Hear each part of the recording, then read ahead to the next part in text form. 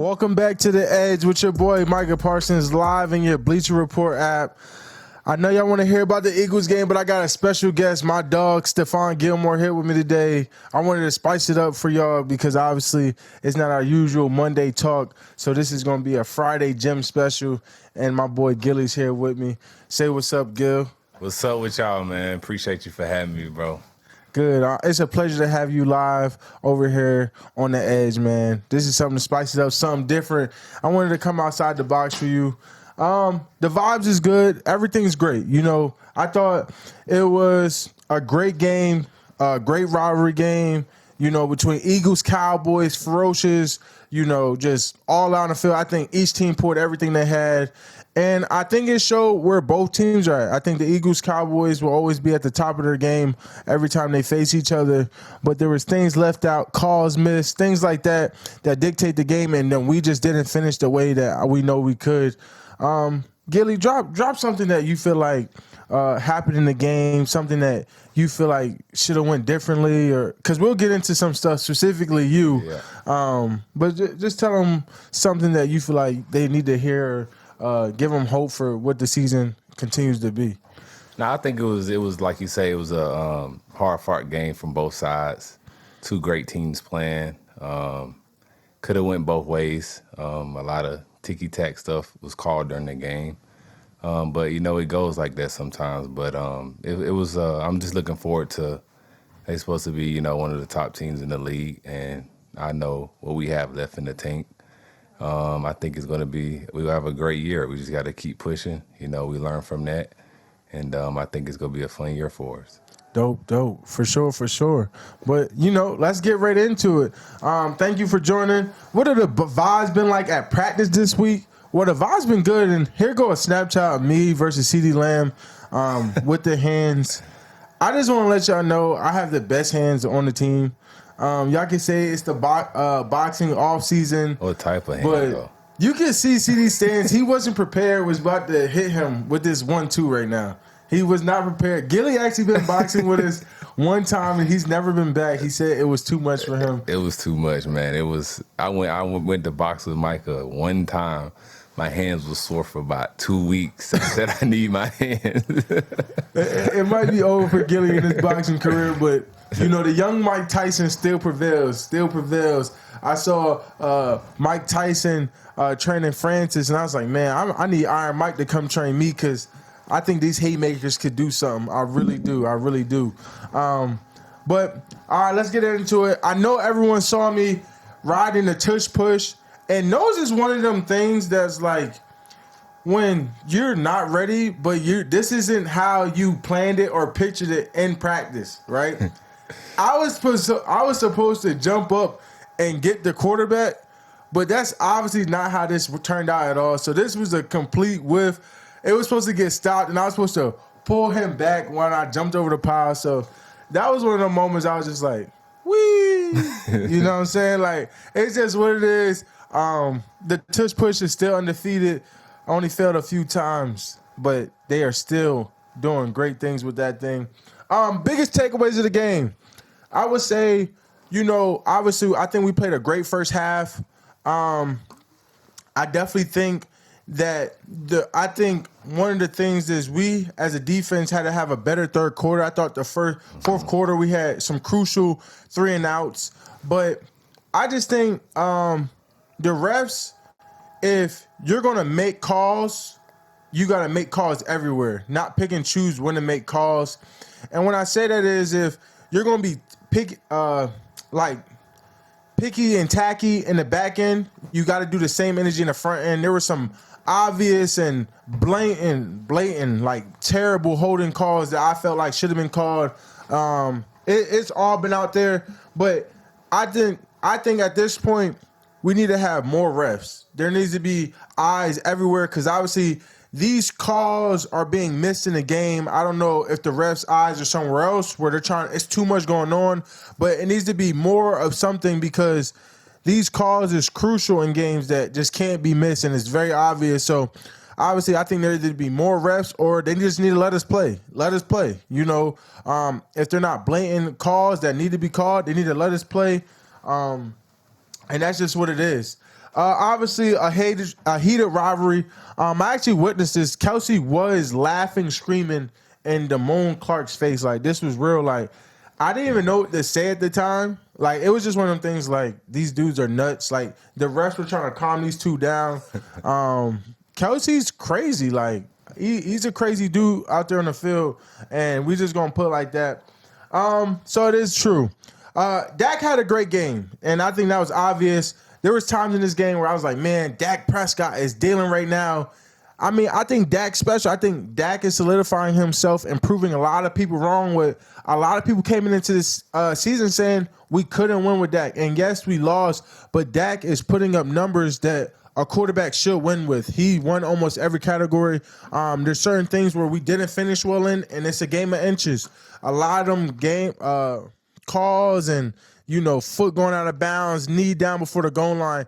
That's what football is. It's a game of inches. It's a game of pride and glory. And I hope y'all realize this, because things do not always turn your way. You're not always supposed to win. Even when you feel like, you could pervert this to life, even when you feel like you're doing everything right and you're doing everything in a possible manner to be good at something, and you expect that outcome and you expect to see what you're putting in, sometimes it does not pan out. And guess what? You got tomorrow, you got next week to prove in and keep putting that work, because eventually it's going to turn up. Eventually you're going to gain them inches. You won't come short, but you got to keep being persistent and keep going.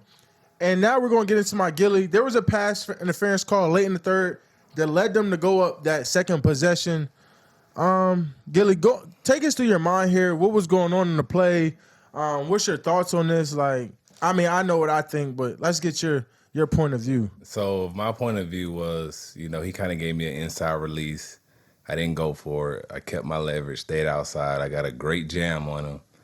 I stayed top shoulder, and I was basically, I zone turned it, looked back at the quarterback, and I basically was, on top of him the whole time. So I didn't hold him. I didn't impede his progress. I just thought it was a good defense. I was kind of upset with that call because that was a key pivotal point in the game, third quarter. We needed to stop. And I think we would have gave the ball back to our offense. They would have did big things. I guess, as the defensive player, offense, they can push off sometimes and not get a call. But any little thing that we do, we got to be perfect, So I guess I got to be perfect next time.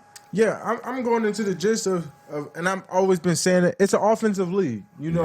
Going with quarterback hits. I seen a crazy quarterback roughing passer on Mac Jones and ruined KJ Henry's first sack. I mean, I've been seeing it all year of guys pushing guys out to play, weak roughing passer calls, things that's not even getting fined, but they're calling it out on the field. I mean, the pass interferences, the push-offs. It's blatant. What's your thoughts on it just being an offensive league, allowing these offenses to just put up points, not earning first downs, automatic first downs with these calls? Do you think they should be replayed? Do you think they should be challenged? What's your keys? What are your thoughts out there? Because these plays tend to dictate games. It may not dictate in the moment, but eventually it's going to cost someone a game. What's your thoughts on that? I just think, me personally, I just think they should call it both ways. I think the things that the offensive players get away with, they don't call it. A subtle push when you're running down the field, that's a touchdown. But if we do anything, we push them, we tug a little bit, they calling it. We never really get away with things. So if they called it both ways, I wouldn't have a problem. But I just struggle with, them getting away with like push-offs and stuff like that. So that's my point on it. Yeah, and it's tough, and we're living in a confined box where we gotta play safe. We can't play dog football where we can really play our best football. We got to be cautious. We're playing cautious football right now, and that tends to injury, that tends to giving up big plays and things like that because of fearing that you're going to cost your team. And that's just the reality of it. I think things have to change. Things have to be more challenged, more refs, more something. And more limits to these rules because they're very one-sided, and I think that should change right away. Well, let's look ahead to next week. We'll look ahead to next week in a little bit, but I want to talk about the first half of the season. Right now we're 5-3. Right now I would say the biggest takeaway is that, we're a very good team, but we have small things to fix to be a great team. Gilly, you've been on a Super Bowl team. You've been in these environments where you went all the way. You went all the way twice. Yeah. What does it look for us, or what does it take to get there that you think we have to change to get there? What do we have to do? What has to come on so we can get to that Super Bowl? I think this is one of the most talented teams I ever been on. But I think with us, just me being on the team, half of the season so far, it's just going to be able to win those tough games. When we play against good teams, we're going to have to pull it out at the end. We wasn't able to do that. Whether it's defensively, offensively, you can call it whatever you want. But when it gets to the end of the game, we got to be able to finish.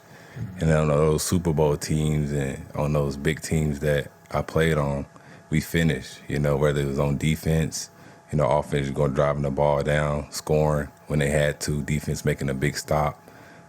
Because that's what games going to come down to. You're not going to always have to be able to beat teams by 14, 10. It's going to be back and forth, and it's going to be the last man standing. Yeah, the battle zone. I agree 100%. We got to find a way to win those big games. We got to find a way to crunch it out and finish some games so we can be victorious. What is the biggest adjustment moving forward? I think just like what Gilly said, finding a way to finish some big games and not finding a way to not beat ourselves, limiting the penalties, finding a way to put us in better position, better leverage so we can come off blocks, finish at the ball better, and get the ball back to our offense because Dak Prescott's playing at elite level right now. I think that Dak Prescott should be in the MVP conversation. If you're looking at numbers, what he's able to do, his efficiency and things like that, Dak Prescott is playing at elite level. I think he needs to be talked about more, not less, and not in a downwards way. He is playing at elite level, and we should open our eyes. Open your eyes, people. Dak Prescott should be in the MVP conversation, and I think he will prove that leading out to the end of this year and winning some big games and leading us to the playoffs. There was reports this week. We signed Martavius, Bryant, big signing. What's your thoughts, Gilly? Martavius, Bryant, what he could bring to our team, how can he add value, and so forth. He's the first thing that stick out with him, his size. I think he's like 6'4". He's got great speed. I played against him when he was in Pittsburgh. It was him, AB. James Washington. It was. They had a lot of great receivers. He was making plays. So I think with that signing of him, he's going to come in. He's hungry. He's been in without ball for a long time, and I think he's hungry. He's going to help us out whenever that time comes. For sure, I think what he brings to the offense, I think he does open up for CD. I think you have to respect him. I think he's a nice red zone threat with his size, deep down the field, extend the field, and things like that. And when he gets to learn in the system and he gets to, added value, especially with B. Cooks, this system will really thrive with speed and talent on our offensive side of the ball. So I think this was a great signing. Loved what we've seen. But let's get into more of you, Gilly, because you've been on the show. You're our star of the show. So you're a Super Bowl champ. You're a Defensive Player of the Year, one of 6 cornerbacks to win the award. And I talk to you about this a lot, and, this is why it's always great to talk to you about now, and you're going to share your tutelage and your knowledge out here on the pod, on the edge. When did you know your Defensive Player of the Year season was different? I just think you don't really know. You just kind of just going through the process, week by week. I was covering the best guy each week, playing the man-to-man coverage. My defense was playing elite. I was picking stuff off, taking it back to the house, just shutting guys down. I wouldn't let guys catch many balls, and I was covering the best guy wherever he went, wherever he's in the slot, whether it was a tight end, wherever he's at the X, that's where I went. And I think, and I did that all season, and I was making splash plays. Our defense was ranked number 1 in the league that year. And, you just kind of just going through your normal routine. And towards the end of the season, my teammates was coming up to me like, bro, you may win it. And I'm like, man, I may win it. I was just surprised just because, just because I was just going through my normal routine, doing my thing. But next thing I know, the season ends. I go to the ESPYs, win Defensive Player of the Year. That was a big honor just because, not too many corners. It's hard to win that at the cornerback position. Sure. You know what I'm saying? So, and I was the only player in New England Patriot history to win it. It was just a big honor for my teammates. Our defense that year was elite. And, it just felt great. That's a big accomplishment. Hopefully one day I play this game because, I want to be in the Hall one day, and that's a goal of mine. So that was one of the big accomplishments for me. Well, you're definitely going to the Hall, brother, without a doubt. Hall of Fame guy, on and off the field. You do terrific things. I'm so thankful you listened to me when I told you after the Colts game to come to Dallas because, boy, did we need you this year. You've been a great addition, great mentor for all of us. I want to know, in your opinion, and I know this answer, but everyone needs to know, did you do anything different, or are you always been structured, or your routine when you won Defensive Player of the Year? Have you always been like that, or how did you adapt or learn how to be a pro, learn how to be a winner, win Defensive Player of the Year? I just think when I went to New England, it was kind of different for me for what I was used to. I was 5 years, in Buffalo. We didn't win no games, never been to the playoffs. And then I went to New England, and I think that culture there was a little different, but it kind of made me hungrier. It challenged me more. Bill, being a great coach, he challenged me each week. He pushed me. He wasn't easy on me. And I think it elevated my game to another level. And I just think, just being in that at that team at that time, being around guys like Tom, Devin McCourty, those guys being pros, really teaching me, how to be a pro and really how to take care of my body, how to study film, how to prepare each week. And I think that elevated my game a lot because I was always a great player, being in Buffalo all those years. But when going to New England, playing in primetime games, playing on the big stage, going to the Super Bowl. So that really, elevated my game a lot more. Yeah, and this is a sidebar, and this is for the young athletes. I think something big with me is we want to find ways to connect to young athletes and things like that.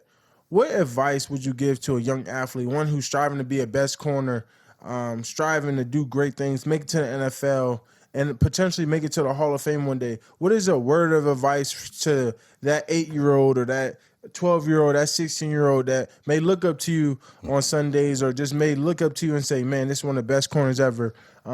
What led to your success? I just think for me, just growing up as a kid, I was never complacent. I could have a great game, and I always felt like I didn't. I can have a great year, and I always knew, I had to do it again the following year. And that was from a young age, from middle school to high school, having a lot of scholarships, but still thinking I didn't make it yet. And, and once I got to college, getting to the pros, I'm just getting started.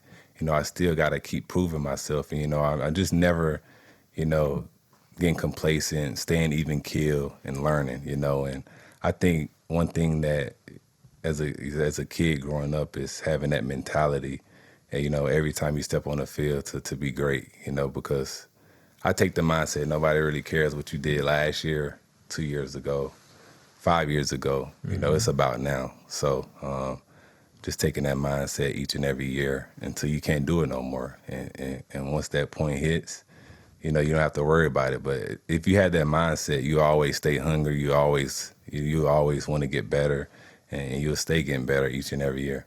Yeah, take that in. What I took from that is never getting comfortable, right? Always staying hungry. Never forget where you came from, and always learn how to become a better version of yourself. Never settle for that person you were the last year, the year before that. Strive to get that 1% or that 2% of self-scouting. Where can I get faster? Can I change the direction better? What can I do to stay ahead of the game? because you don't ever want to get caught on that curve. You want to stay ahead of the curve. So we appreciate that, Gilly, for sure. But that's enough for that. Let's get straight into the NFL. The hottest tea, what's going on. I mean, because it's spicy right now, y'all. It's spicy. Let's look at the playoff picture. If the season ended today for the AFC and NFC, and what are the matchups and predictions? This is the midseason awards right now. Midseason, what would it be right now? Chiefs with number 1 seed. To be honest, I have to take the Ravens. I think Ravens go. They beat Bengals.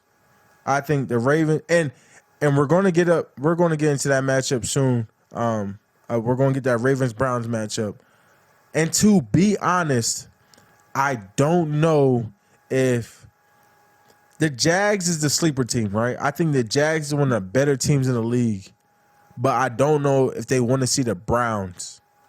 And it's strictly because that D-line with Myles Garrett and everything is something serious. I think the Dolphins do beat the Steelers. I think... and this is. I think teams. Honestly, I think teams this year in the NFL, it's like no dominant team. I think anybody can get beat. I think if you don't bring your A game each week, I think whatever team wanted that week is going to win. Mm-hmm. So it's a little different this year than previous years. To me, I just think a lot of teams the same. And I just think it's going to be whoever won it at the end. Yeah, for sure. I definitely think the Dolphins could beat the Chiefs if they see each other in the AFC Championship. Sure. Yeah. And I think we're going to see Browns-Ravens this week, so it's going to be something serious. And we're going to get into that in a second. Let's see the NFC. Cowboys, 49ers. I think Seahawks, obviously. Actually, the Saints been playing at a really high level, and I don't want to discredit that defense. Have been. I think I'm gonna take New Orleans, to beat the Seahawks. I have to take the Lions. The Lions been playing. Crazy. I think the Lions been playing crazy.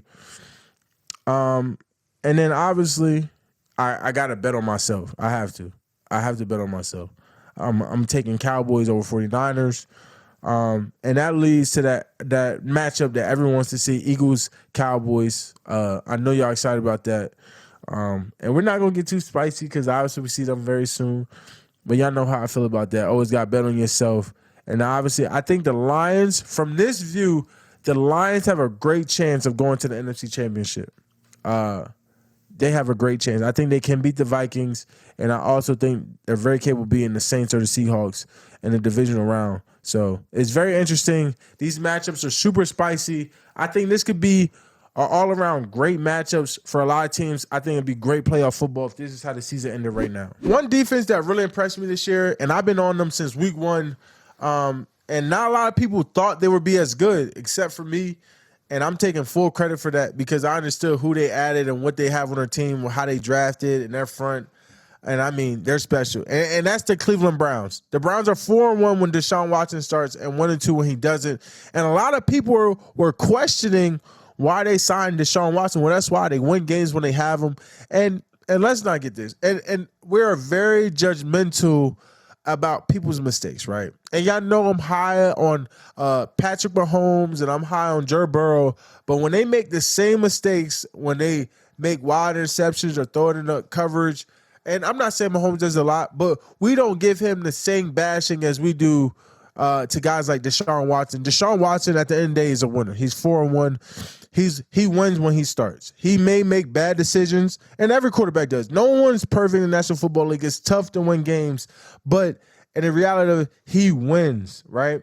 And now you see them going against the Ravens, and I want to spotlight another player for the Ravens who's really been stepping up. He's our interception leader, and that's Geno Stone. You talking about a guy that got late, or he might have been UDFA. I'm not sure, but Geno, he's an Iowa guy. I think he was a late guy. He was a fifth. He's on a 5th, 6th round pick, but he's leading the league in with 5 interceptions. I mean, he's hooping, and regardless, he's playing at an extremely high level. And this Ravens defense is I would say, a top 5 defense. So the Browns have their hands full offensively, going against obviously an interception leader, and they're going against this highly rated Rams. They blitz a lot. They have a lot of pieces that rotate in this scheme. I mean, it's truly special what the Ravens have. Browns at the Ravens on Sunday. It's going to be a great game. I'm super excited to see it or get updates on it because I got a very important game myself. But this is a game y'all don't want to miss. I mean, man, what's your thoughts on the Gilly? Like, Browns, Ravens Sunday, who are you taking? Browns, Ravens, I'll probably go with the Ravens. I mean, I like Lamar. I like Deshaun Watson too, but I think Lamar, he's playing great ball right now. They got a great running game. Their receivers shifty. Their defense playing at a high level. And Coach Harbaugh, he's he don't play no games. So I think Baltimore get it. I think it's gonna be a great game, but I think Baltimore get it at the end. Yeah, for sure. And the truth of the matter is, Lamar is playing at an MVP caliber level. There's a few quarterbacks that's playing at an MVP caliber level, and he's one of them. And when that defense is striking and he's striking at the same time, it's been very scary to see the way they hit on the Lions. No one thought that would happen. I mean, they've been out of this war recently. It's going to be an exciting matchup for both these teams. I think the biggest thing is, can that Browns defense take over that game on Sunday? If they can take over the game, limit Lamar from doing what he does, and Myles Garrett takes that game over, and they got Denzel Ward, slow down OBJ and Zay Flowers, and they got Greg Newsome, Martin Emerson, and Owusu at the linebacker. If they could find a way to slow down Lamar and Zadarius Smith, they got all this talent. They could find a way to slow down Lamar. I think the Browns could take home that win, but they got to slow Lamar down from this MVP caliber season he's putting together, because the Ravens is hot right now. The Ravens is looking like the team to beat in the AFC. They looking like the most dangerous. The weapons between Mark Andrews, Odell Beckham, Zay Flowers. They still have Bateman. The running back, Gus Edwards, been playing at an extremely high level. It has been a very exciting to see the Ravens this year. So let's see. And actually, let's pull up stats on the yards allowed per defense. And this will really let you know what's going on. Besides the Cowboys, the Browns, the Ravens, this is a top three. This is a top 3 defensive game with Ravens right there and Browns right there, and that lets you know how important this game is going to be. If I'm a betting man, I'm taking the under on the points. I think this is going to come down to a defensive game. I think it's going to be a very good defensive game, and it's going to be very exciting to see. So let's not sleep on the Baltimore Ravens or the Cleveland Browns, because their defenses are playing at an extremely high level. Interception leaders, sack leaders, you name it, they've been there. So, I mean, it's gonna be a good game. I just feel like this is the time of the year where the great teams, take off. This is the time of the year where you see the teams that really want it. They start winning big games. They start, dominating. This when you really see the teams that's gonna really, be them guys on the field. 100%. Who are my top defenses midway point in the season? My top 5 would be obviously us, Ravens, Browns, Baltimore. I think the 49ers and Lions. Yeah. I think those are the top 5 defenses up to date midway through this point so far this year. Another thing people have been talking about is how the Dolphins have not beat above 500 team this season. What does that say about Miami? Honestly, it says nothing. I'm not a person that likes to, knick-knack on things. The games they lost, they were very close games. The Chiefs game, they didn't finish well at the end. The Eagles game, I thought it was a very one-sided game. Nothing really went their way. And I think the Bills game, Josh Allen, he played at an extremely high level. If that's how I'm going to lose, then I can grow from those, right? I can adjust to how to play Josh Allen better. I can adjust how to finish the game better against the Chiefs. I can adjust better how to slow down the Eagles' offense and not give up so many penalties that led to the game, their drives being extended. Like, you can learn from those. We're not going to knick-knack on the Dolphins because I think they're still a very good team. I think people are reaching. Usually when you're a very good team and, you might hit a few failures, people like to pour down and say, oh, you're not that good of a team. The Miami Dolphins is a very good and talented team regardless, right? Jalen Ramsey just got back. The defense is playing out very good right now. And their offense is the most explosive offense that we've seen, the most speed that we've seen in a very long time. They're special. Regardless of how we may look at it, they're a special team. So we shouldn't overlook them. I think they're a team that's going to give a lot of teams trouble towards November and December. And obviously we play them very soon. So I don't think we should overlook them at all. What's your thoughts on Miami? I think Miami is a great team. I think Miami, they haven't beat whatever they say top 5 team in the league, but I think they have the talent to beat anybody. They have explosive players. They have impact players. I think they're learning each other just like everybody else is, and I think, it's a long season, man. It's a lot of football left, and you can never count nobody out.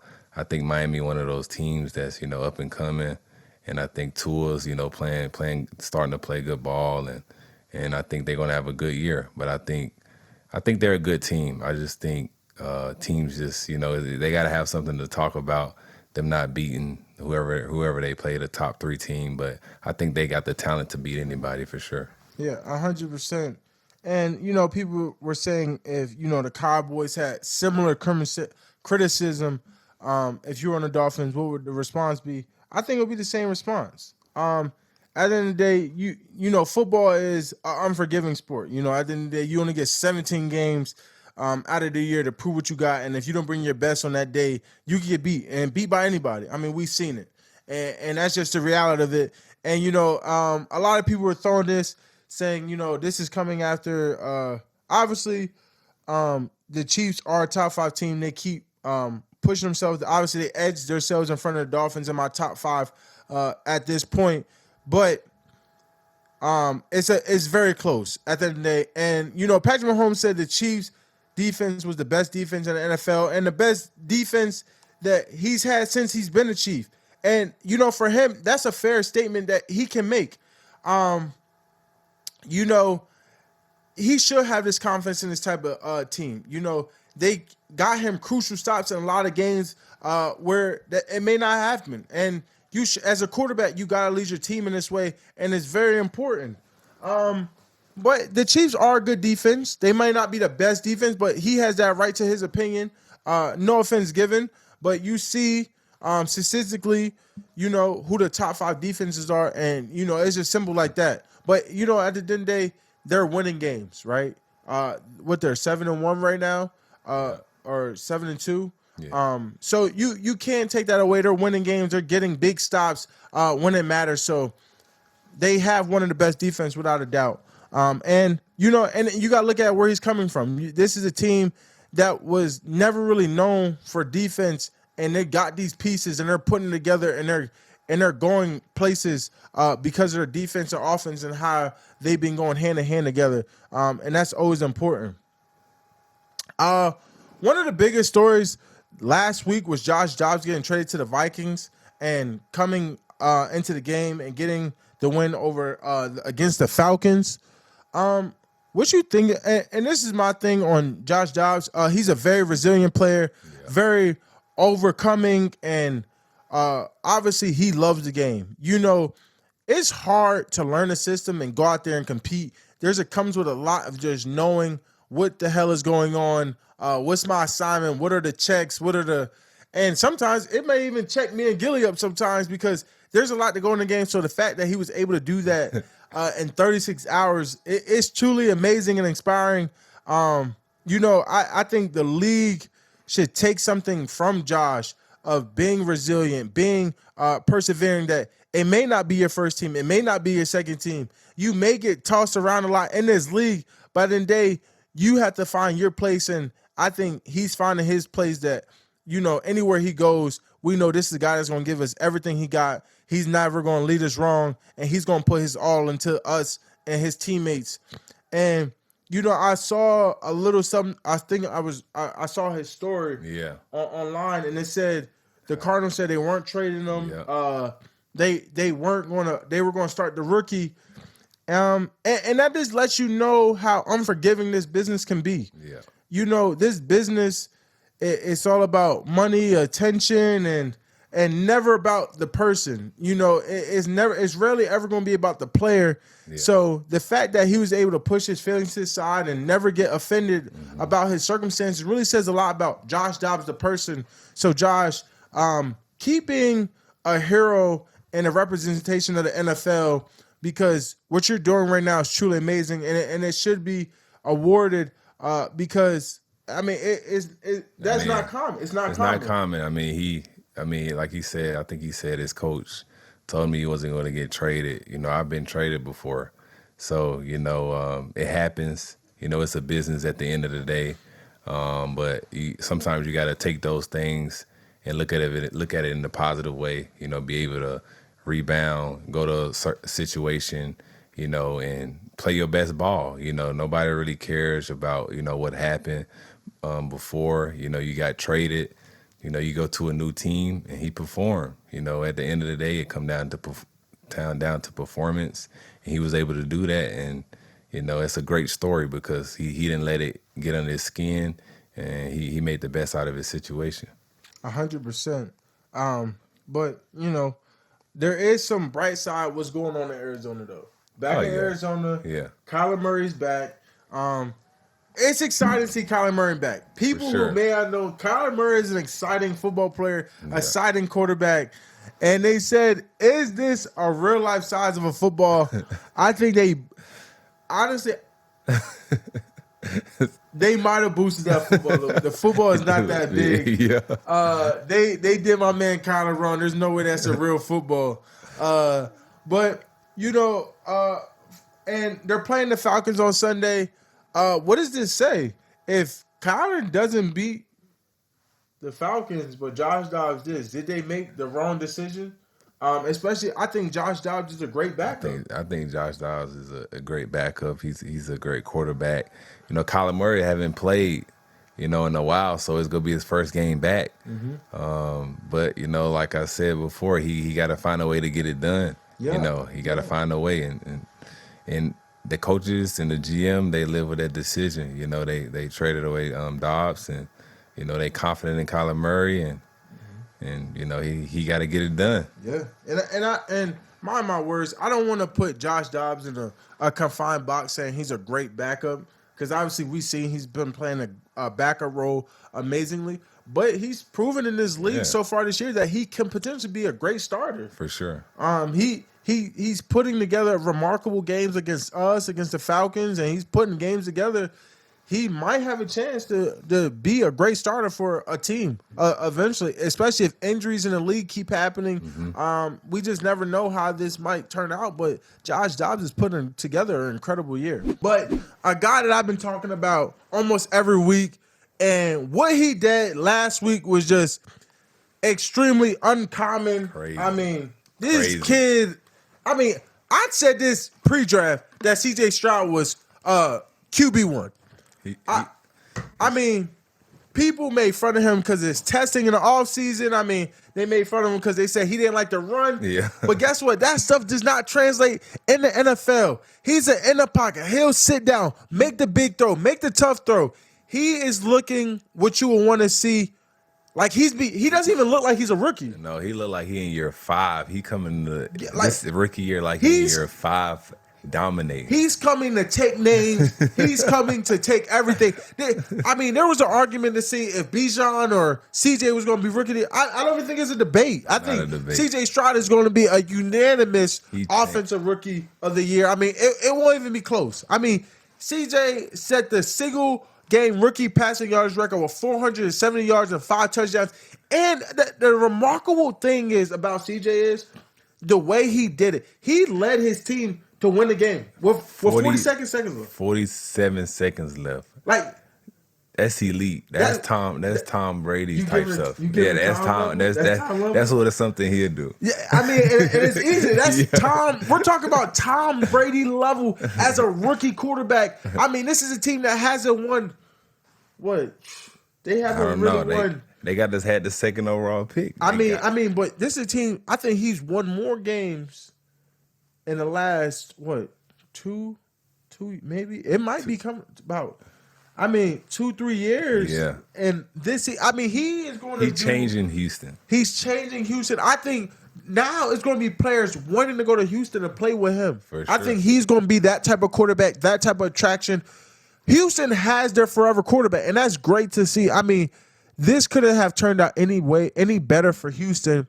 They A+ this draft. They did not mess this up, and this is huge. CJ Stroud, he's a top 10 quarterback in the NFL right now. And I don't even think it's debatable. And if you really want it debatable, he is having an MVP season. If he continues it, I think CJ Stroud might be one of very few, I don't know the record on this, very few to win an MVP and Offensive Rookie of the Year award.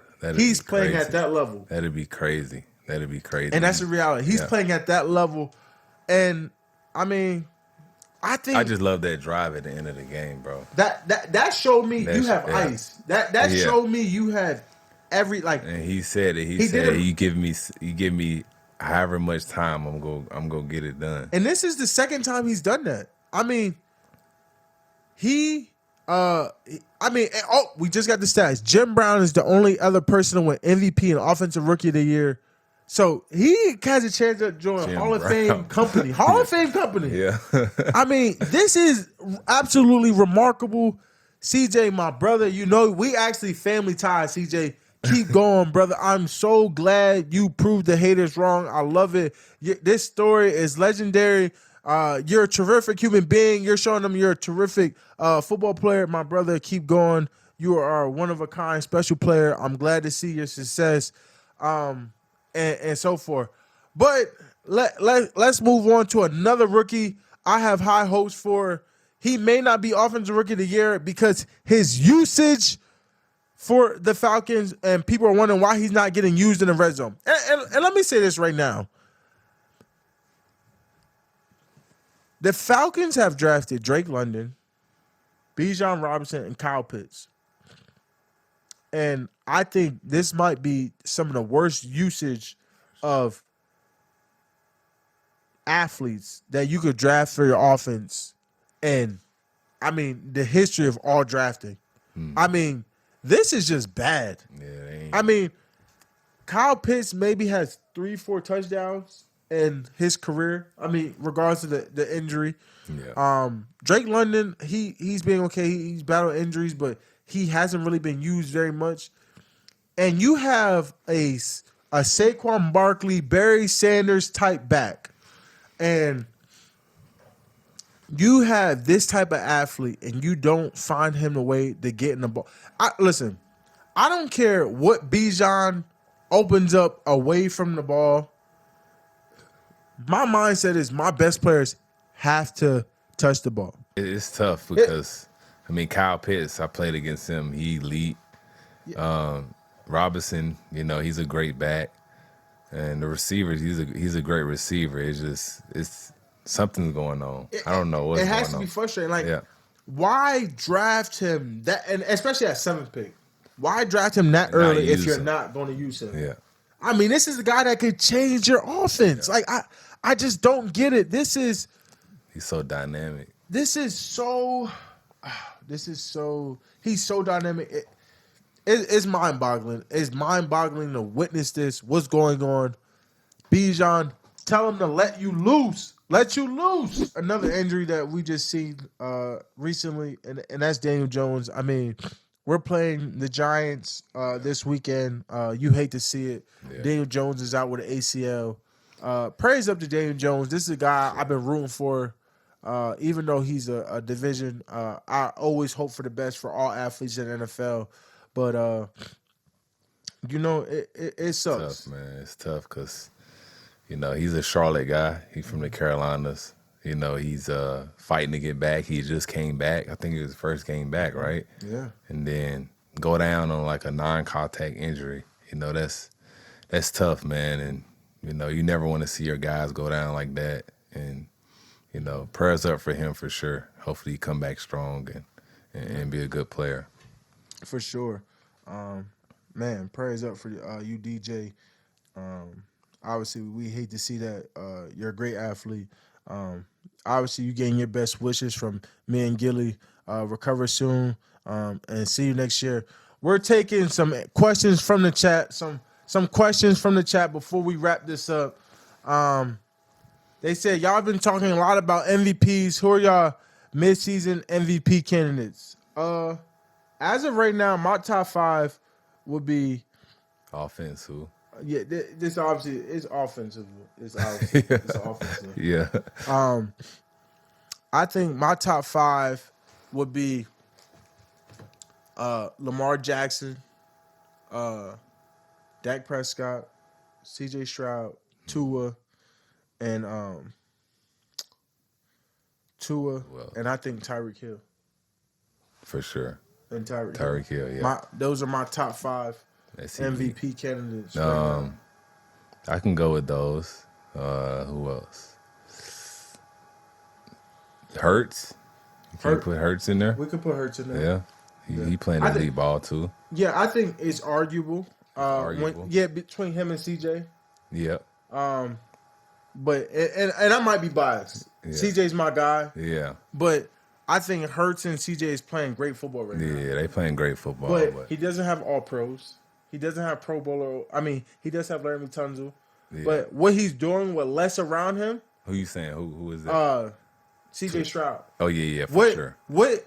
He also, they have great players, good players over there, but when you a great player, you make other players around you. And he's making them great. Yeah, he's making them great. Tank Dell's looking, Nico Collins is looking great. Tank Dell's Noah Brown just went for 163 yards. Yeah. He's making Schultz. And these aren't bad players. Exactly. He's making them look great. So that's something that y'all can say that it's arguable. But those are my top 5. We're not taking those away. And that's a top 5. That's my top. If you take Tyreek Hill out, Jalen Hurts is right there. For sure. But, Tyreek Hill, 1,000 yards in 7-8 games. It's crazy. He may go for 2.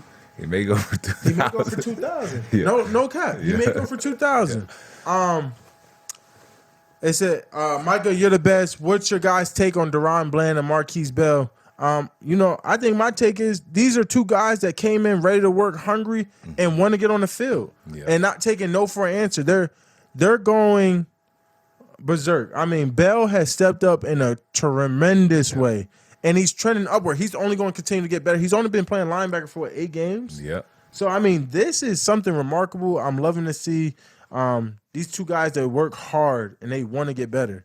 Yeah, for sure. I think Bell, he's been playing great ball. He stepped up in a big way, to help our defense, playing linebacker, flying to the ball, and making plays for us. And I think Deron Bland, one thing that stick out with me to him, he's, he's only in year 2, man, and he act like he in year 6. He's so even keel. He comes to work every day, hungry. He want to get better. He's competing in practice every day. He's doing all the right things. You would not think he's laid back. And I think he's going to have a great career, just based off the way he works, the way he carrying himself. And I'm just happy, I can share the field with him, teach him as much as I can. And, him keep making plays. Yep, I agree 100%. Gilly, do you think Belichick really deserves to be on the hot seat? I think, that's just the world we live in, the National Football League. When you're losing, changes have to be made. But I think Bill is a legendary coach. I wouldn't be the player I am today without Bill. He taught me a lot in my career, how to be a pro, his preparation during the week, and he Hall of Fame coach, man. And it's when you're not getting the job done, they always, it's always question marks. And but I think that's a craft question. He gonna make the best decision for his organization. But I think Bill's hands down is one of the best coaches I ever had. Yeah. Amen. Yeah. What do you think of Penn State's chances now that Harbaugh is banned from the sidelines? First of all, I believe our chances was always through the roof. It's always we are Penn State. I expect us to get this victory. I expect us to go on top and beat them in the State College, Pennsylvania, just like we did when I was there. It may not be a whiteout, but our fans is going to show up and show out like how they do every time. And let's just see if they can control that Penn State environment. And I know they can. So it's always we are, baby. I know it is. They said you got to replace that Gillies coach jersey with a Cowboys number 21 ASAP while he's there. And actually, we are not even replacing that. We are getting the original.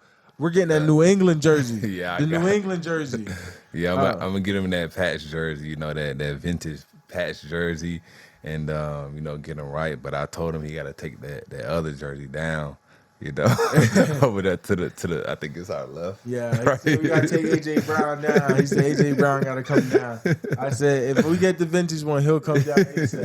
But before we wrap, let's give a little preview to next week. Obviously, a division opponent, Giants, loaded with Saquon Barkley speed, with guys like Jalen Hyatt, a rookie quarterback coming into place. But these guys are still have a lot of potential. They're still a very talented team.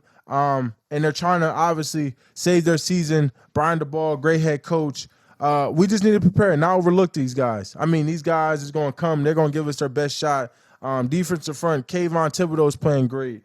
Dexter Lawrence is playing great. And we got our hands full. So, Cowboys Nation, y'all know, stand up. Come down to AT&T Sunday, 3 o'clock. We need you. We got to take over. We got to kick all Giants fans out of the stadium and make it real simple. Hey, we're going to open the gates for y'all, and we're going to lock the gates. That's like our slogan. Open the gates, and we're going to lock the gates, and we ain't going to let nobody leave that survivor. And let's get straight to it, Cowboys Nation. We always appreciate y'all. Anything y'all want to say anything you want to say to Cowboys Nation? Nah, Cowboys Nation, man, it's going to be a great game this week. You know, be loud. You know, we still hungry.